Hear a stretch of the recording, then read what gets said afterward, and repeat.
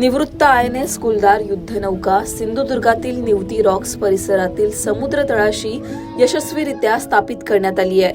भारतासह संपूर्ण आशिया खंडात प्रथमच अशा स्वरूपाचा प्रयोग साकारण्यात आलाय. सिंधुदुर्गच्या सागरी पर्यटन इतिहासात मंगळवारचा दिवस सुवर्णाक्षरांनी नोंदवला गेला. मंगळवारी सायंकाळी 5:05 युद्धनौका खोल समुद्रात यशस्वीरित्या विसवण्यात आली.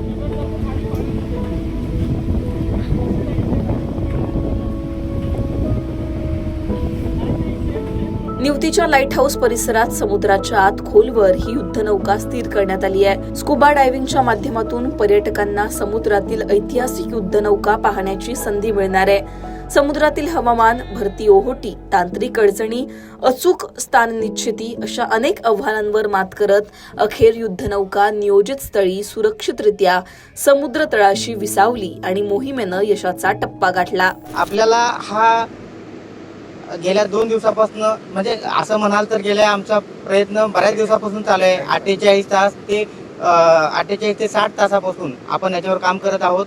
समुद्रातील वातावरण, खवळलेलं वातावरण आणि तिथली परिस्थिती याच्यानुसार हे आता एक थोडा वेळापूर्वी म्हणजे 5 मिनिटापूर्वी समुद्र तळाशी व्यवस्थितरित्या INS कुलदार ही स्थापित झालेली आहे.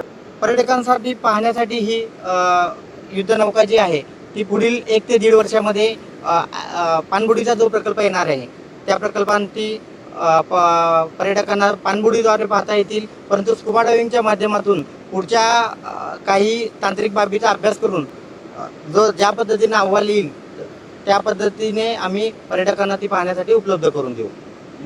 युद्धनौका ही पोलंड या देशाची निर्मिती असून 1985 मध्ये ती भारतीय युद्धनौकेत सामील झाली.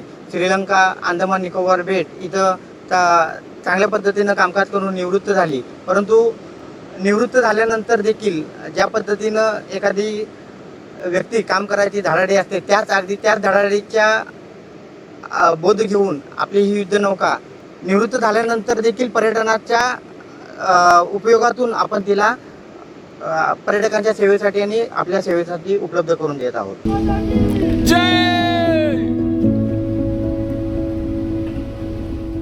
आता लवकरच पर्यटकांसाठी हा परिसर खुला करण्यात येणार आहे. पाणबुडी पर्यटन प्रकल्पाच्या माध्यमातून समुद्रातील अंडर वॉटर म्युझियमचा अनुभव घेता येणार आहे. या प्रकल्पामुळे सिंधुदुर्गच्या पर्यटन व्यवसायाला नवी दिशा मिळणार असल्याचं बोललं जात आहे.